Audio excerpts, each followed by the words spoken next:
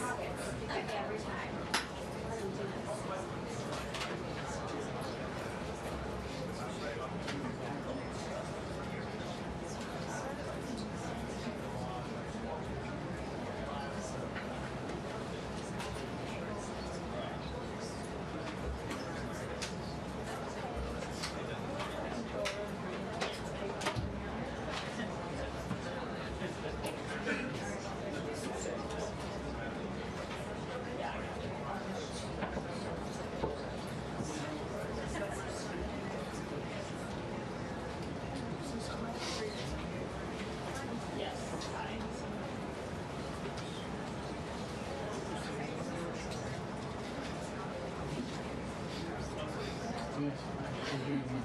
Yeah, I got it. Don't worry.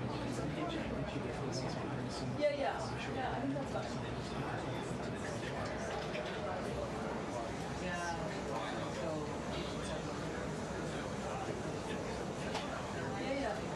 I agree with you.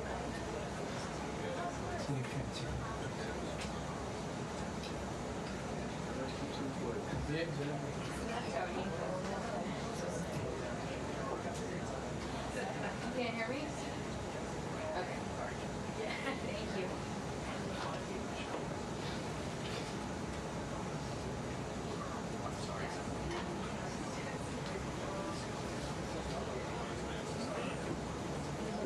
One, two, three. 1, 2, 3. 1, 2, 3.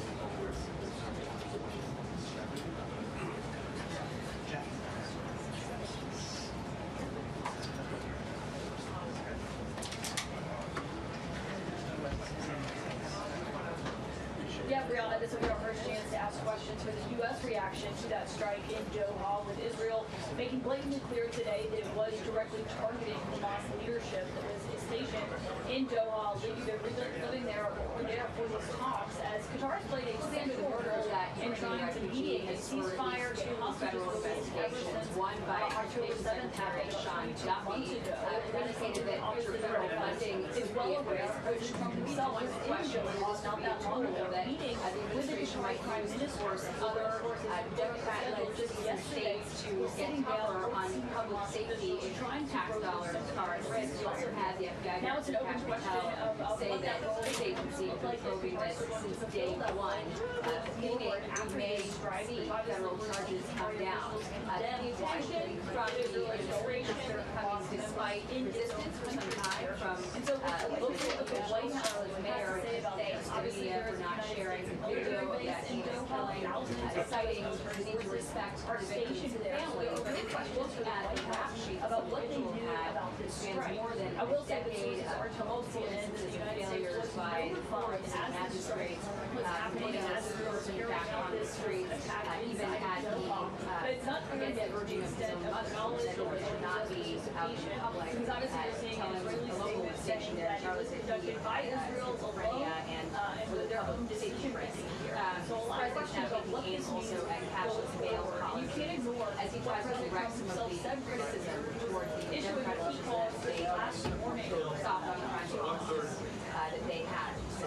We also have this story emerging in the Middle East. You had Israel's strikes on Hamas targets in Qatar, really rippling the region, could have trickle-down effects on the Abraham Accords, and also poses big questions about what this means for the war in Gaza and whether it's possible to see an end and it remains to be seen if that comment should stand.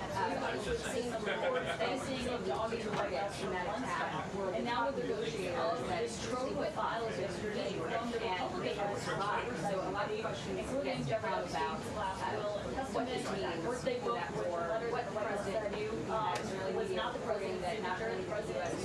green-lighted it, of course, we hear from the White House that letter. Now President Trump says he's a lot of big commenting this program. He's directed all comments to his staff. But obviously this is something that is also being driven by Republicans on Capitol Hill. And several of those Republicans trying to force the Justice Department to release all of the Epstein-related documents that it has in its capacity. Whether or not that ultimately happens remains to be seen. But this has obviously been an issue for the White House that has not gone away despite their best efforts. And so obviously we're going to see what is said about that at this briefing. Also the new job reports and revision from the BLS that came out today is going to be a key topic for this White House, as that has been something that obviously has been a center of controversy after they've hired Dr. Erica McIntyre from the BLS, the commissioner there, because the numbers that they did not like, arguing that that data was faulty. Now, of course, you're seeing what they have to say about these new numbers that came out today for us.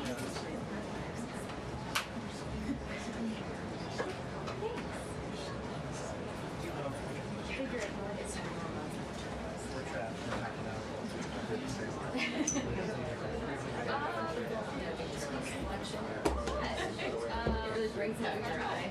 Sure.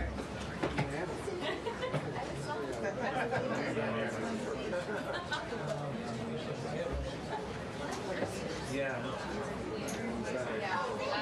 If my mom's birthday on Friday,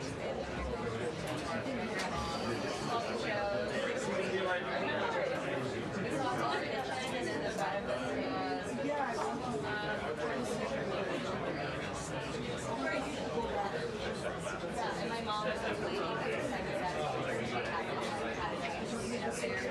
I think we should leave it there. I would just move it right to the door. I'm trying to take some. Yeah, sure. Why not?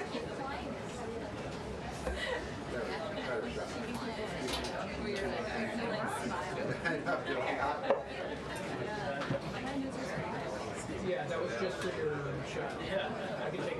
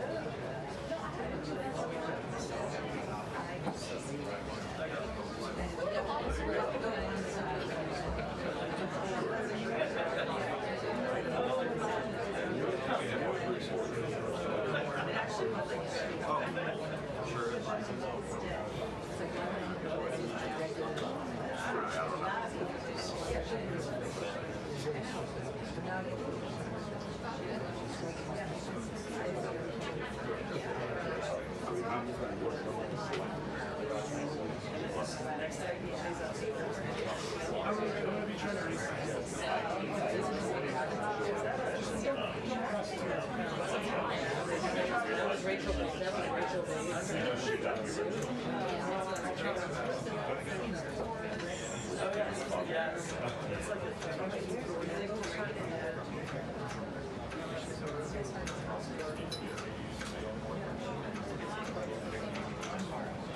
hi, it's Skylar. Yeah, nice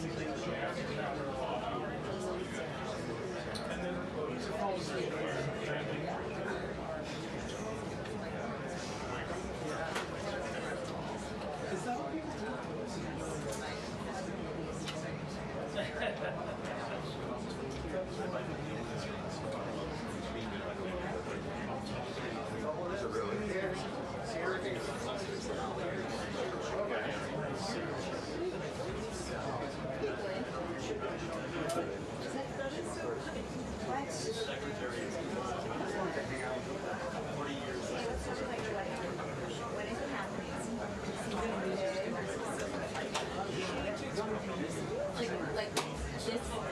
Oh my God.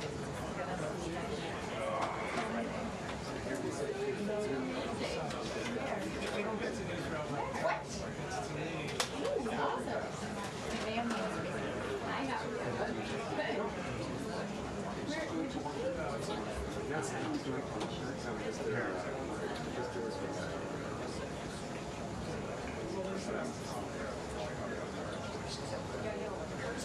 Oh my God.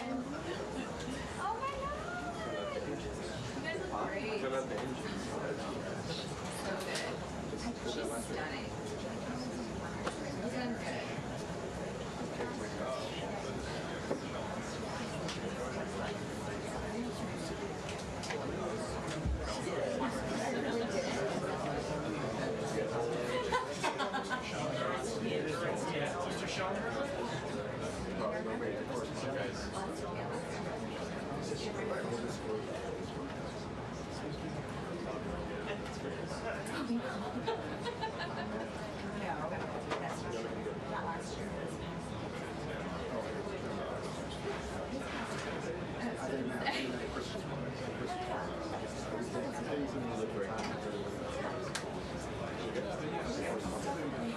I can tell who's been here frequently by Yeah, I would not have said right.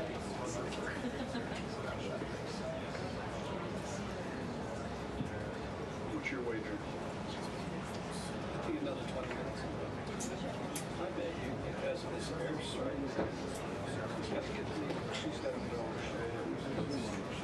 Well, they're waiting to make the right statement. probably right.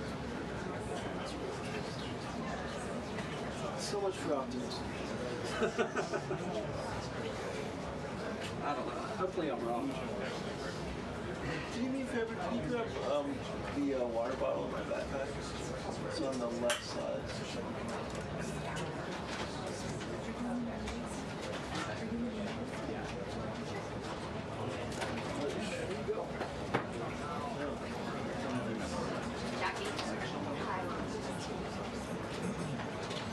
Sure.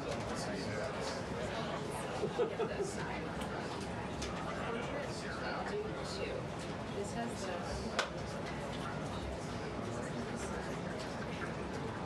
I know, we do some regular, not portrait. You're familiar with that. There's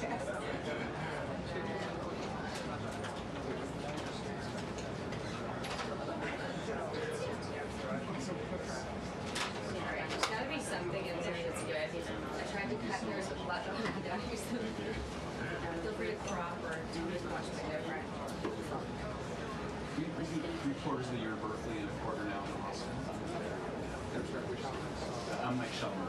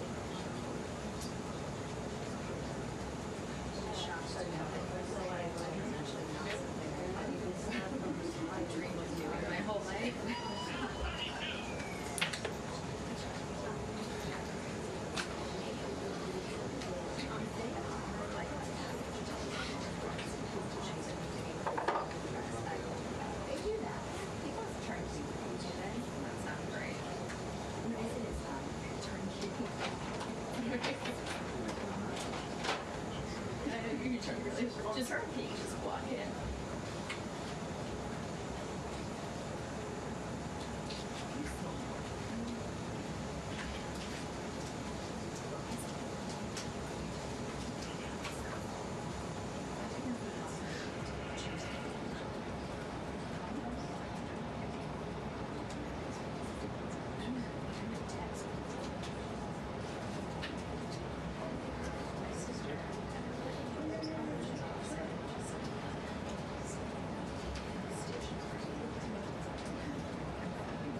Yeah, literally.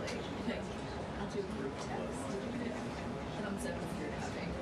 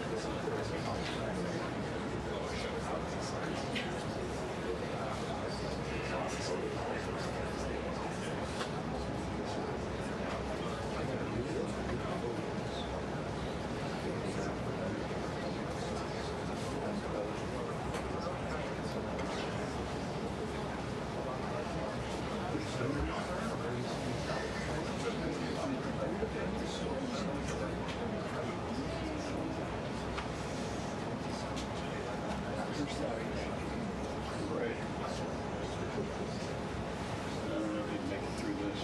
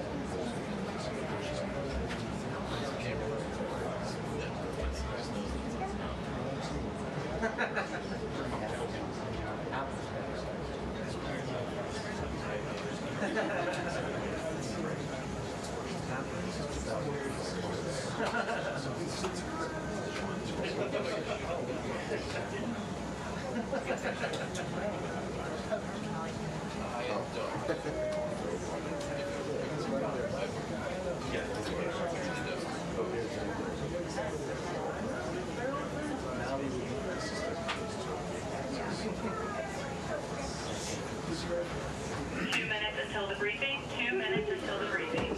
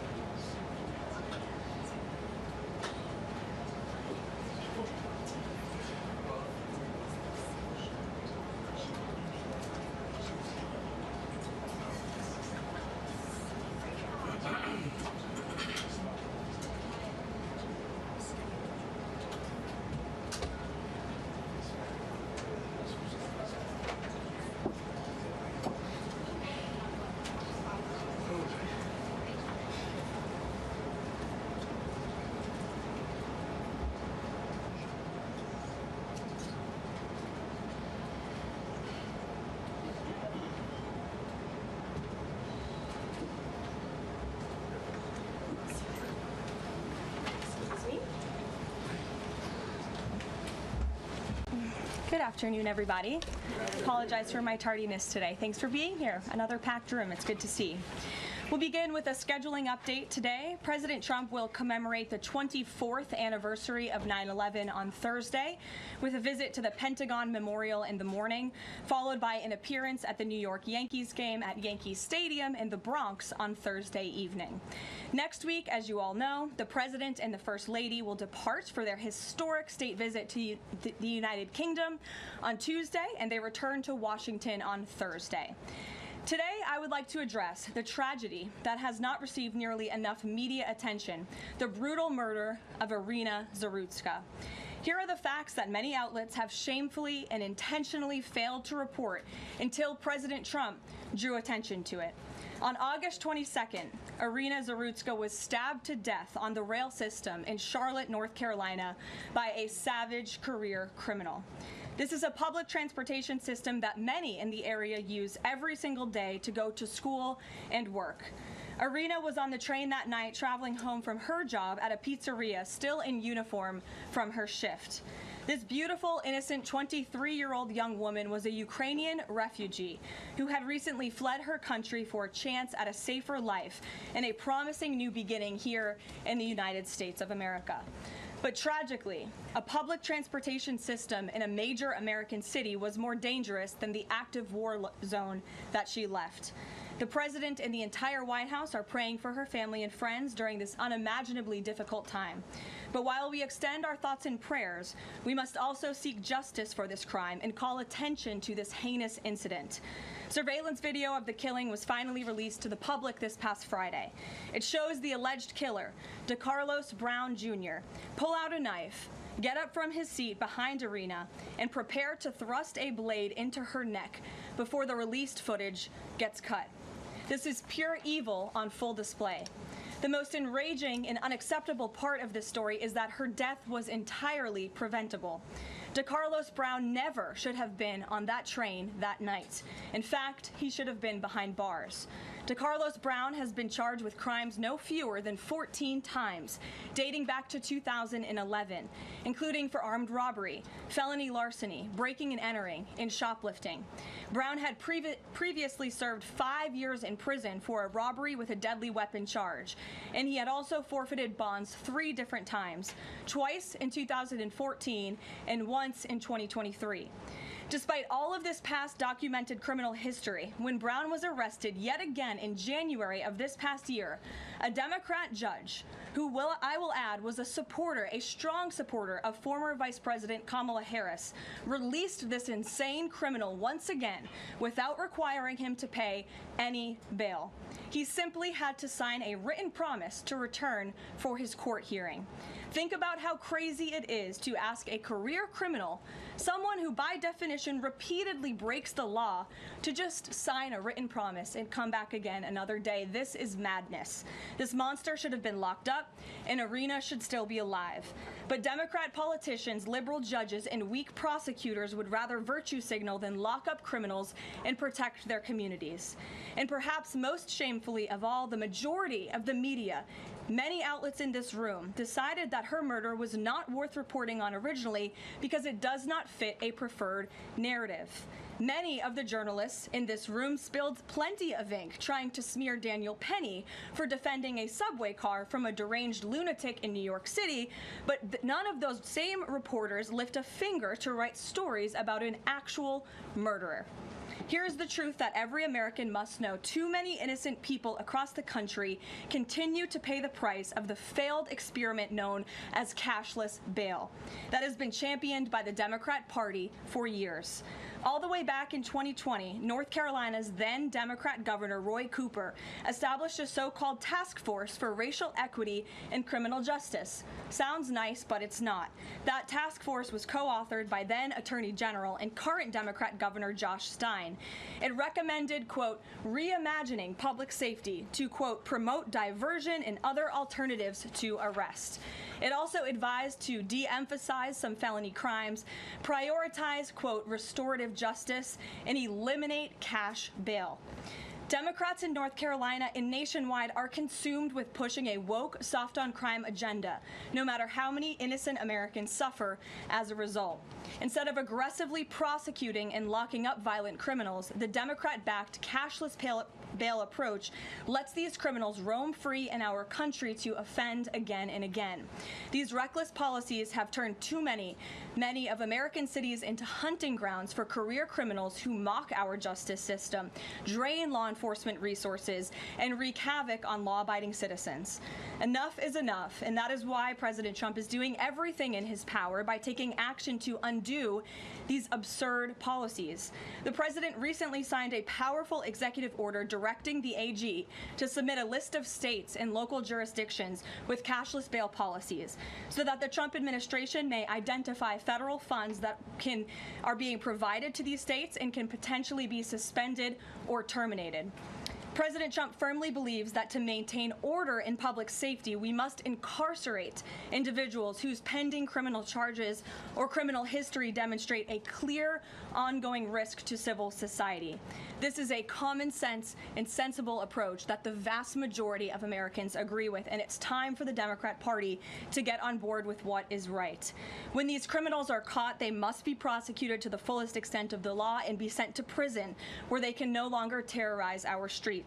This is the mandate the American people delivered to President Trump, and it's a mandate he intends to fulfill. Staying on the topic of public safety, new preliminary data released today by Customs and Border Protection in August shows that President Trump has delivered the most secure border in American history. For the fourth straight month, 0 illegal aliens were released into the United States by CBP. Nationwide encounters are down 93% below the peak of the Biden administration. Border Patrol apprehensions on the southwest border in the entire month of August were less than what was apprehended in 4 days in August 2024 under the Biden administration. President Trump has ended disastrous Biden illegal alien invasion, and he sealed our border in record time, keeping this central promise he made to the American public. With that, I will take your questions. Here in our new media seat today, we have Michael Schellenberger, who is the founder of Public News with nearly 2 million readers and subscribers. Michael, thank you for being here today. Thank you. And why don't you kick us off? Sure. Thank you for making space for new media. Nice to meet all of you. It's great to be here. I want to see if you could give some insight into whether the president is considering additional measures against Europe and Brazil, not just for censorship, but also for preventing political candidates from actually competing in elections. We've now seen in Romania, France, and now Germany with Joachim Paul, efforts to basically just prevent candidates from being able to compete in elections. The president has shown some concern around President Bolsonaro, who's being prevented from running. All of this is coming in the context of increased censorship of online platforms, of American platforms, and efforts to censor Americans. I'm personally being investigated under criminal investigation with my Brazilian colleagues for publishing the Twitter Files Brazil. We're very grateful that the president has imposed Magnitsky sanctions on the judge. Is the president considering additional actions, given that it appears that they're going to end up with a conviction against President Bolsonaro, preventing him from running? Is he considering doing anything about this crackdown in Europe? I mean, it's shocking to see Joachim Paul, this mayoral candidate in Germany, the criminal indictment against him cites him, quote, saying that he loves the Lord of the Rings as reason why he's an extremist and shouldn't be able to run. So I just wonder if you could speak to that. And again, I'm grateful to be here. Nice to meet you all. And I'm grateful for what the Trump administration has done to push for free speech abroad. Well, thanks for being here, Michael. We appreciate it. Freedom of speech is arguably the most important issue of our time. It is enshrined in our Constitution, and the president believes in it strongly. He himself faced censorship in his road back to this beautiful Oval Office here in Washington, D.C., so he takes this very seriously, as does, I know, the Vice President of the United States and the entire Trump administration, which is why we have taken significant action with regards to Brazil in the form of both sanctions and also leveraging the use of tariffs to ensure that countries around the world are not punishing their citizens in this way. And at the same time, the president is, while he's leveraging the United States to safeguard our interests abroad, he's also making sure that freedom of speech remains here in the United States of America. So I don't have any additional actions to preview for you today, but I can tell you this is a priority for the administration, and the president is unafraid to use the economic might, the military might of the United States of America to protect free speech around the world. Quick follow-up to that? Sure. Quick follow-up, which is just, there was a Reuters story saying that the Trump administration was looking at this Europe-U.S. trade deal as one of the sticking points, this issue of the censorship, not just of U.S. platforms, of Americans. Do you have any updates on how those trade talks are going? And I also wonder if the president is concerned about NATO membership requires that you be a democracy and you have free speech. Is it possible that some of these actions that we've seen in Romania, France, and Germany would disqualify those countries from being in NATO after this? I have not heard the president discuss NATO membership in regards to this issue in particular, but I have heard him discuss the issue of free speech and the importance of free speech with foreign leaders around the world, including the Prime Minister of the United Kingdom. When we were in Scotland, the president brought this up and how important it is for the Prime Minister to protect free speech in the UK and in various conversations with other world leaders. So he brings it up, and I think the entire world knows that this is a priority for the President of the United States. Gabe.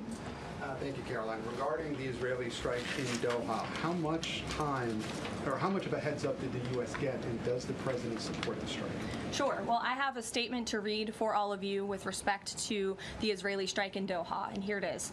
This morning, the Trump administration was notified by the United States military that as Israel was attacking Hamas, which very unfortunately was located in a section of Doha, the capital of Qatar. Unilaterally bombing inside Qatar, a sovereign nation and close ally of the United States that is working very hard and bravely taking risks with us to broker peace, does not advance Israel or America's goals. However, eliminating Hamas, who have profited off the misery of those living in Gaza, is a worthy goal. President Trump immediately directed Special Envoy Witkoff to inform the Qataris of the impending attack, which he did. The president views Qatar as a strong ally and friend of the United States and feels very badly about the location of this attack. President Trump wants all of the hostages in Gaza and the bodies of the dead released, and this war to end now. President Trump also spoke to Prime Minister Netanyahu after the attack. The Prime Minister told President Trump that he wants to make peace, and quickly. President Trump believes this unfortunate incident could serve as an opportunity for peace. The president also spoke to the Emir and Prime Minister of Qatar and thanked them for their support and friendship to our country.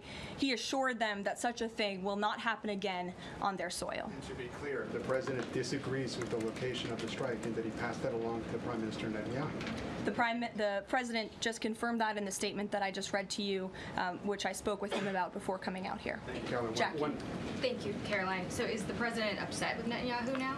The president made his thoughts and concerns about this very clear, and he spoke again both to Prime Minister Netanyahu and also the Emir and the Prime Minister of Qatar after this attack. And the president has always made it very clear that he wants peace in the Middle East, just like he sought that and accomplished that in his first term.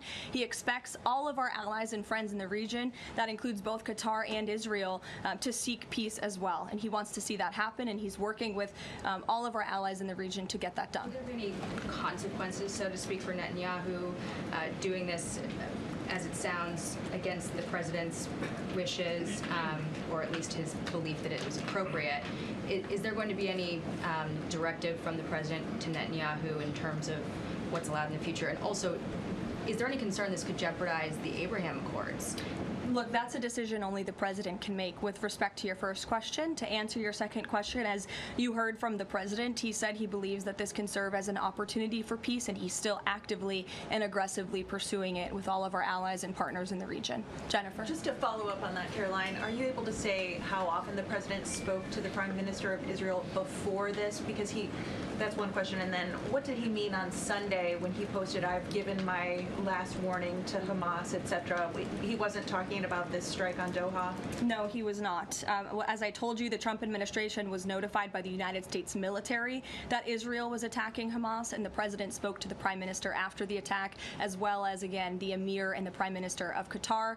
And I know Secretary Rubio and Special Envoy Witkoff were present for that call with the Qataris as well. Reagan. Thanks, Caroline. I have two questions for you on crime crackdown. Sure.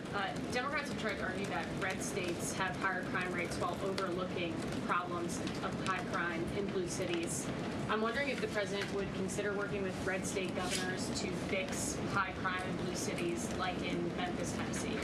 So first of all, I want to get to the premise of your question, Reagan, which is being pushed by Democrats, that there is crime in red states. Of course, there is crime in all states, but the crime in these cities is all in cities that are run by Democrats. If you look at the list of the top 20 high crime cities in the United States, every single one, with the exception of one in Louisiana, is run by a Democrat. And these Democrats have supported the same policies that I spoke about at the beginning of this briefing, like cashless bail. If you look at a red state, Mississippi, but a Democrat-run city in that state, Jackson, in 2019, Jackson, Mississippi, eliminated cash bail for virtually all misdemeanor cases. And while Jackson is not formally a sanctuary city, the state of Mississippi formally banned sanctuary cities, and this city has acted as a de facto sanctuary city for criminals and illegal aliens since 2017. Same thing, Birmingham, Alabama, a Democrat-run city in a red state. In 2017, the Birmingham City Council unanimously passed a resolution, quote, committing to establish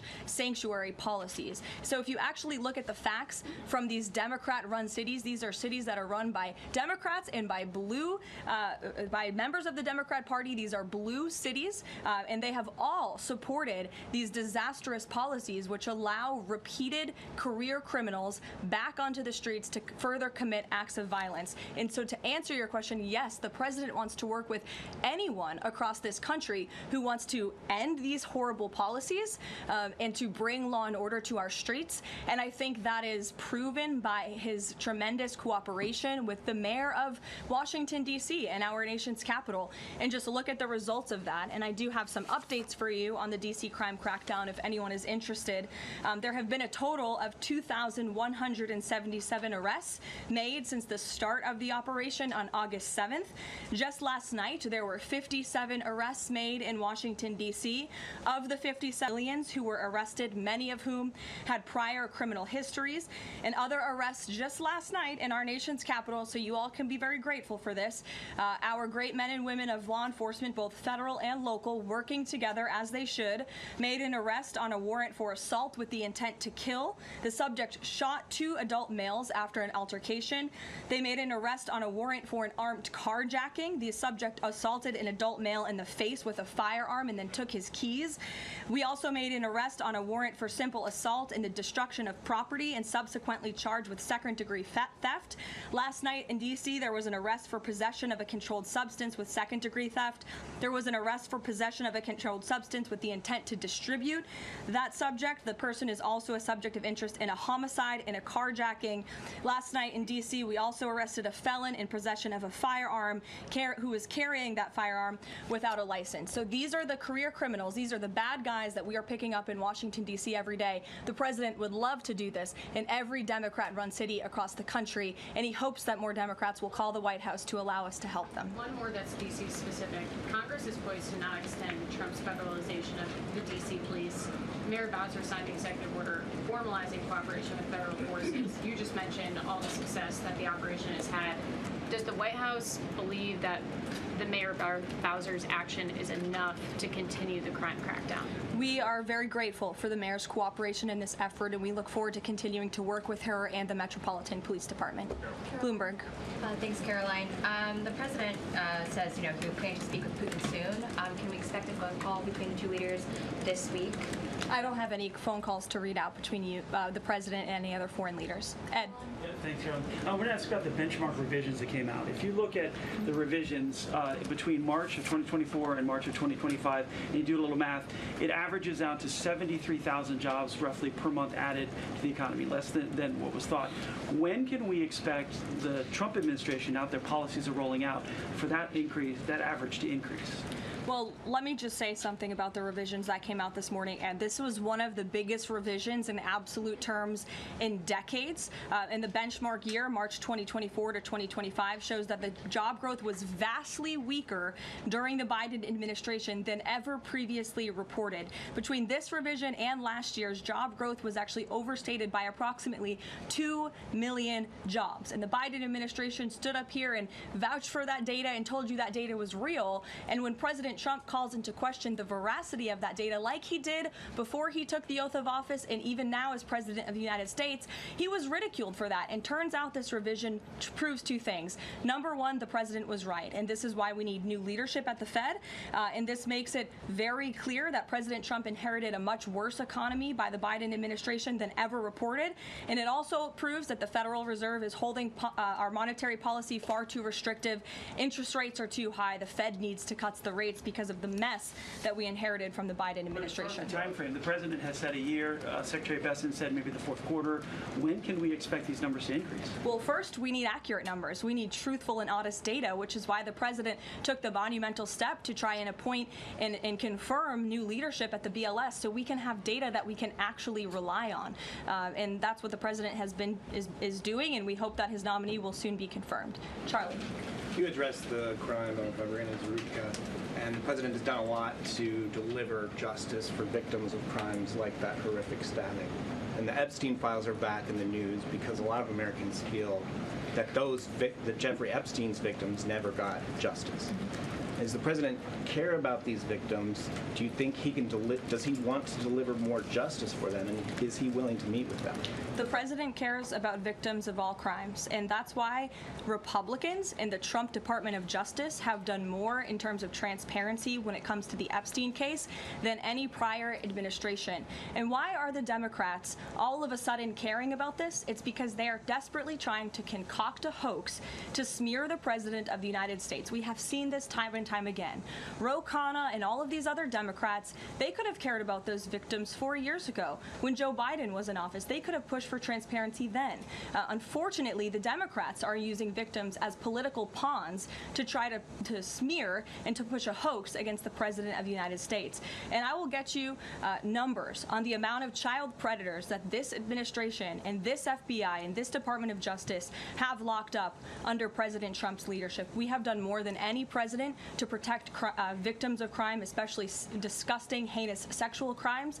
And that includes the deportation of illegal aliens who are perpetrating these crimes against innocent victims in our country right now today. And that remains a top priority for this administration. Does the president, will he meet with the victims? On the Doha strikes, did the president speak with Netanyahu before they were carried out? Did he urge him to not go through with it, or did they only speak afterwards? Again, I read you a statement. The Trump administration was notified by the United States military that Israel was attacking Hamas. The president directed his special envoy Witkoff to immediately call the Qataris. And after the attack, he spoke to Prime Minister Netanyahu. Behind you. Thank you. Go ahead. About the Epstein case, would the White House support a professional handwriting expert review of the document released yesterday to prove that it's not the president's signature? Sure, we would support that. And in fact, I have already seen many forensic analysts of signatures coming out. I believe it was the Daily Signal that published a piece with 3 separate signature analysts who said that this absolutely was not the president's authentic signature. And we have maintained that position all along. The president did not write this letter. He did not sign this letter. And that's why the president's external legal team is aggressively pursuing litigation against the Wall Street Journal, and they will continue to. Christian. Thanks, Caroline. Following up on Ed, now that we have these revised jobs numbers, is the president concerned at all that price spikes, stemming from his tariffs through the end of the year might actually be driving the country towards a depression or a recession? What I'm asking is he committed to these policies now that we know how faulty the jobs data was? The president is committed to his policies because his policies are working, Christian. And there have been a lot of people fear-mongering about inflation in this room, but it just has not come to fruition. On a monthly basis, CPI inflation has now come in at or below the market's expectation for 6 consecutive months, every month that President Trump has been in office. Overall, inflation has run at a 1.9% average pace in the president's first 6 months in office. I would have told all of you that in January, you would not have believed me, but those are the facts and those are the numbers. And we also see many other positive signs in economic indicators like real GDP. In the second quarter, it was revised up to 3.3%. That beat the market's expectation. We know there's a capital spending boom right now, which we know is one of the greatest economic indicators of job growth. We know wages are increasing at a far faster pace than they were under the previous administration. We see productivity in the second quarter was also revised up to a strong 3.3%. And total industrial production, factory output also surged. All of this means the economy is moving. People are working. People are spending money. You look at consumer spending. That is also ticking up and in the right direction. And a large part, it's because of the incredible work the president has done in terms of energy and unlocking our energy dominance in this country. Again, these jobs, the numbers from the BLS today prove that the economy was an absolute mess, and we are working every single day to fix it, and all of those indicators I just read for you are positive sign of what is to come. Just one more quickly on sure, trade, Danny. Just wanted to get a bit of clarity on the sequence of events for the Doha attack and the notification. You said that the U.S. military notified, I got it right, the Trump administration was notified by the U.S. military. That's right.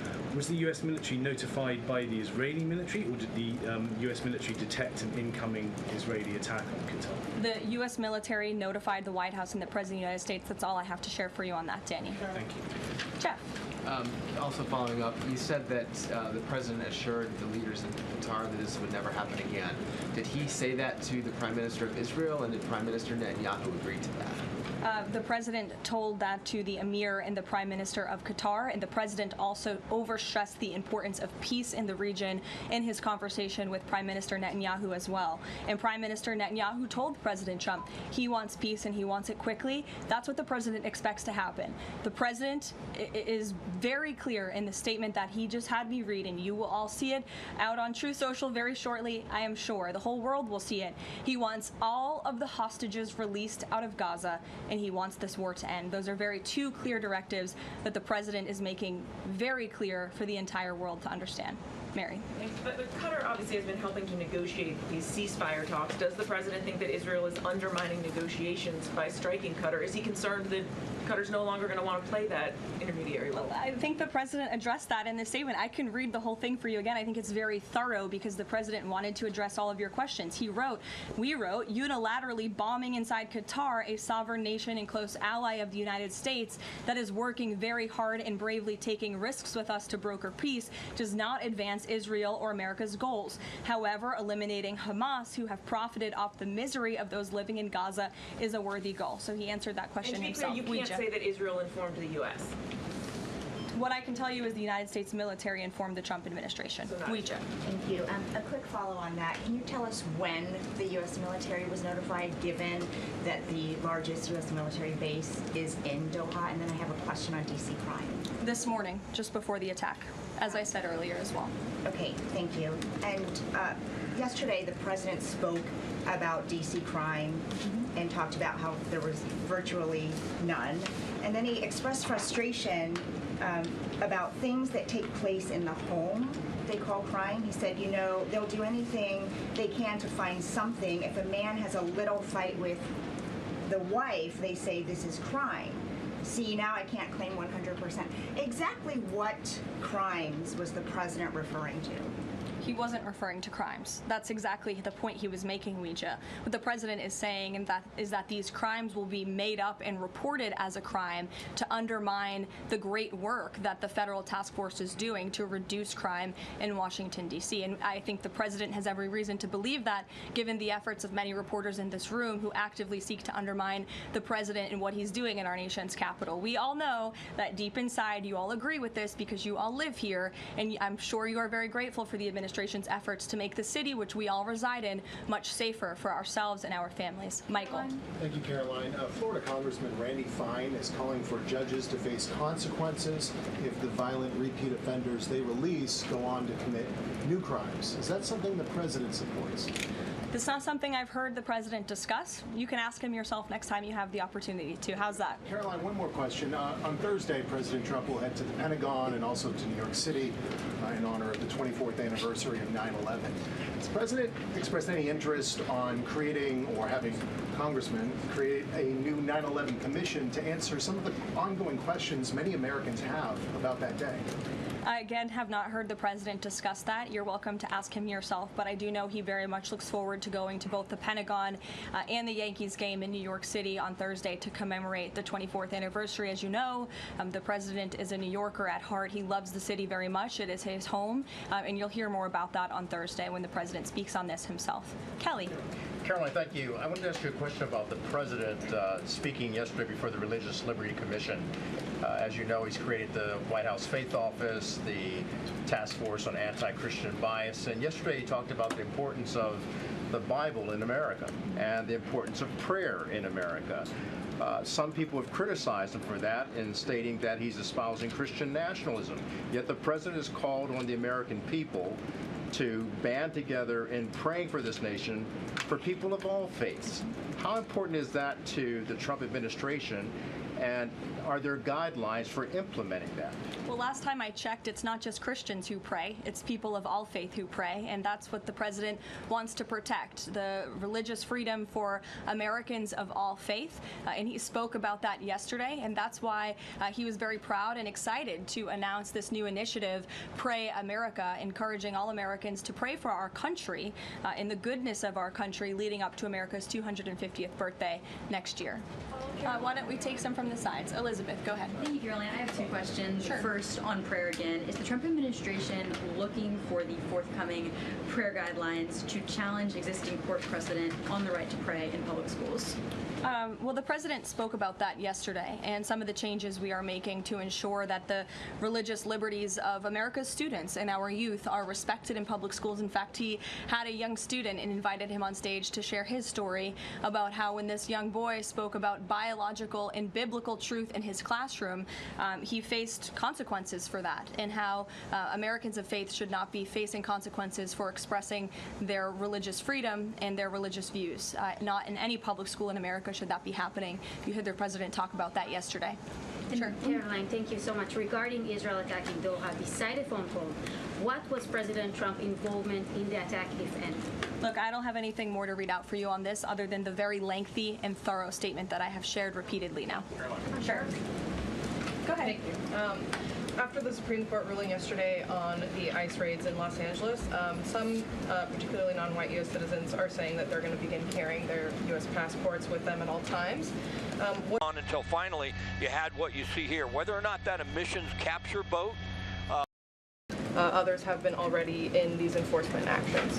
They should not be concerned because this administration is focused on the detention and deportation of illegal alien criminals who broke our nation's immigration laws. And the Supreme Court upheld the Trump administration's right to stop individuals in Los Angeles to briefly question them regarding their legal status because the law allows this, and this has been the practice of the federal government for decades. And the Immigration and Nationality Act states that immigration officers can briefly stop an individual to question them about their immigration status if the officer has reasonable suspicion that the individual is illegally present in the United States. And reasonable suspicion is not just based on race, it's based on a totality of the circumstances to review. And I will tell you, I spoke to our border czar about this morning, when ICE goes out to conduct criminals from our community, they are doing so with intelligence, they are doing so with law enforcement sources, they are doing so in most cases with the backing of local law enforcement who know exactly where these illegal alien criminals and drug traffickers and drug dealers are hiding in plain sight in American communities. And the men and women of ICE are doing everything they can to not only follow the law, but to enforce the law. And it's about time that has happened because we had 4 years of an administration who completely ignored and evaded our nation's very clear immigration laws, and the Supreme Court has reaffirmed that. Thanks, Caroline. One of the other documents released by the House Oversight Committee contained a photo of Jeffrey Epstein holding an Jeffrey that was made out to him in the check from the president for $22,000 for a fully depreciated woman. I wondered if the president has any recollection of that, or what you guys make of that photo that was included in those documents. Did you see the signature on that check?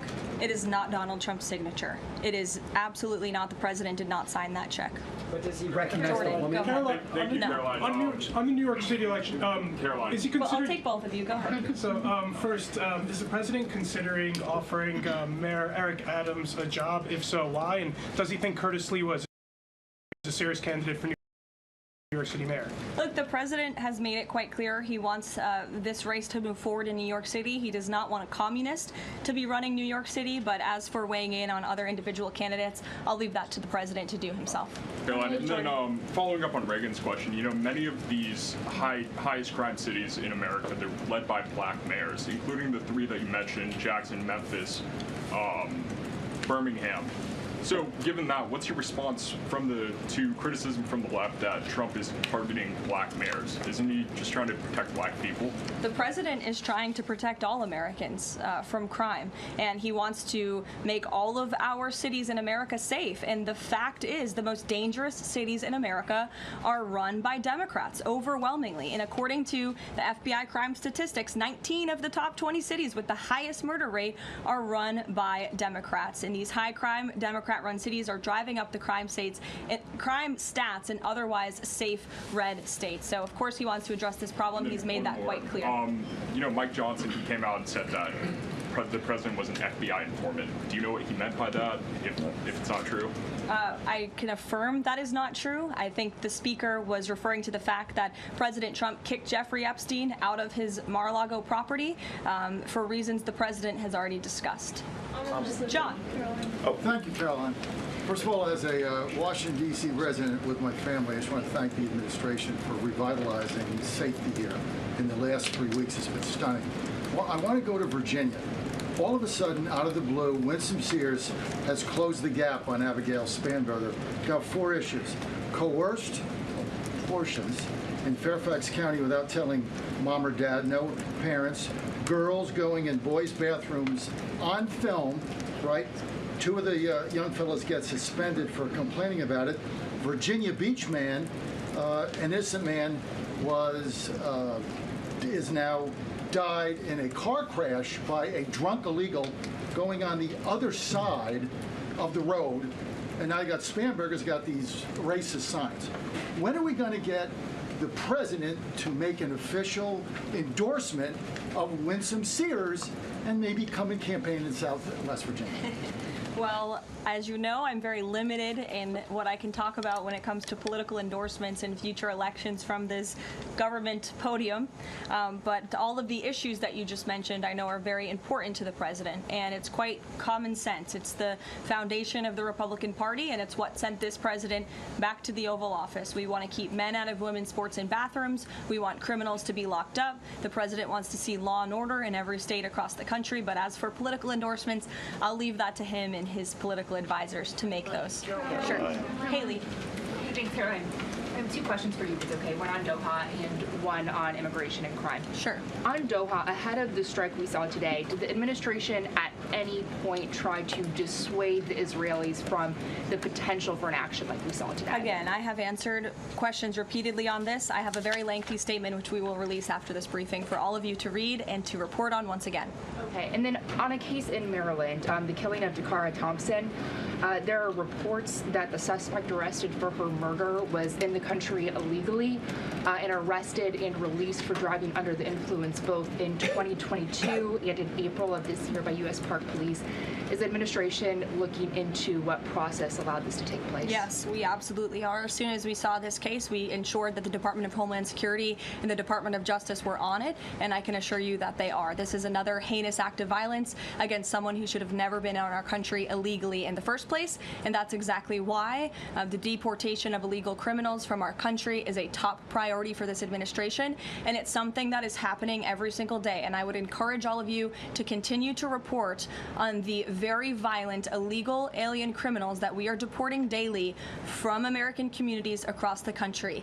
We will never understand how many lives have been saved by these efforts, or how many lives would have been lost if not for this president and the administration's policy to deport illegal criminal aliens.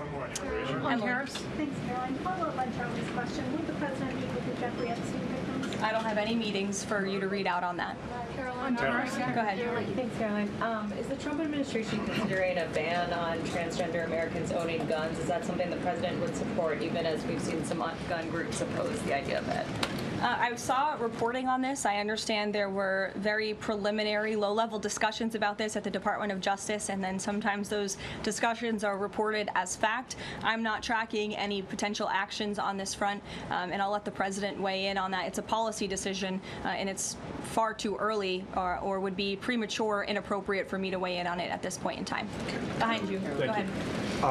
After the immigration raid at the plant in Georgia on Friday, the president said over the weekend that he's open to some kind of changes in perhaps rules or visa rules or law that would prevent something like that happening in the future for skilled workers to train American workers. That's right. Can you confirm that and that the administration supports those changes, and what exactly would that look like? Well, the president said it himself in a statement that he put out on Sunday night, where he is very grateful for foreign companies from around the world and the investments that they are making right here in the United States of America. And he understands that these companies want to bring their highly skilled and trained workers with them, especially when they're creating very niche products like chips, or in this case in Georgia, like batteries. But the president also expects these foreign companies to hire American workers, and for these foreign workers and American workers to work together to train and to teach one another. And so he expects these foreign companies to hire American labor. We want Americans to have these jobs. Americans need these jobs, but he also understands the need for these companies to bring over their workers who already have these skills. So I think it's a very what those changes might be? I think it's a very nuanced and responsible and sensible approach for the president to take, and I know that the Department of Homeland Security and the Department of Commerce are working on this matter together. I would defer you to them for any further action on this front. Karoline, thank you. Just I want to follow up on something you said. You said the Epstein documents are a hoax that Democrats are perpetrating against the president. You said he didn't sign that check, that he didn't sign the birthday card that he allegedly signed. So what is the theory, since these documents came from the Epstein estate? Who is I guess in your view, faking these documents? I did not say the documents are a hoax. I said the entire narrative surrounding Jeffrey Epstein right now that is absorbing many of the liberal cable channels on television is a hoax that is being perpetuated by opportunistic Democrats like Ro Khanna and the others whom you saw on that press conference outside of Capitol Hill, who are trying to push this hoax against the President of the United States. But what exactly is the hoax? I'm just trying to understand what's fake. What's fake is not the documents. The hoax is the Democrats pretending to care about victims of crime when they do not care about victims of crime, when they have done nothing to solve crimes, when they have done nothing to lock up child pedophiles and child rapists across the country, and when they are now using victims as political props to try and, again, smear the President of the United States and drag on this bad story about him. It is a distraction. The Democrats view this story as nothing more than an attempt to distract from the accomplishments and the achievements of this administration,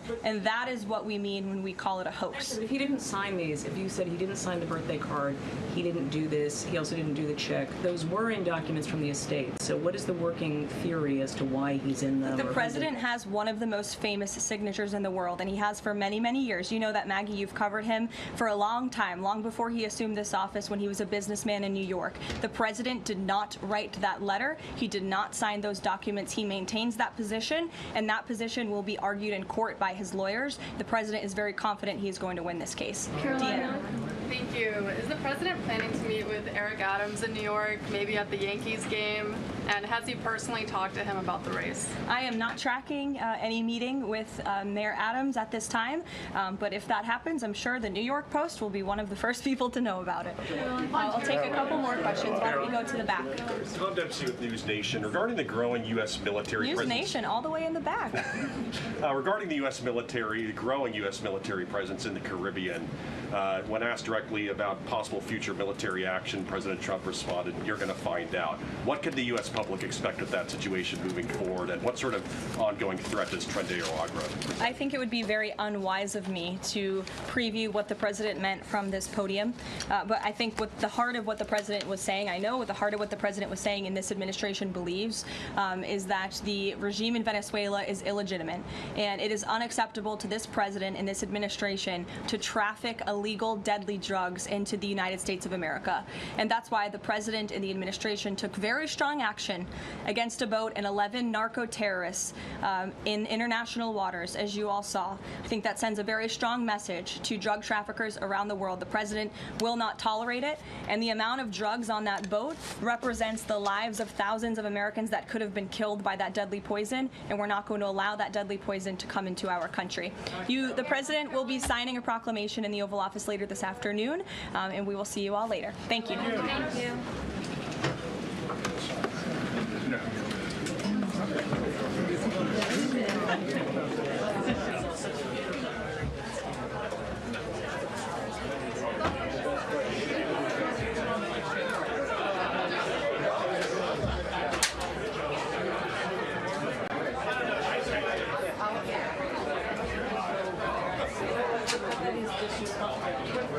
They said they were not notified.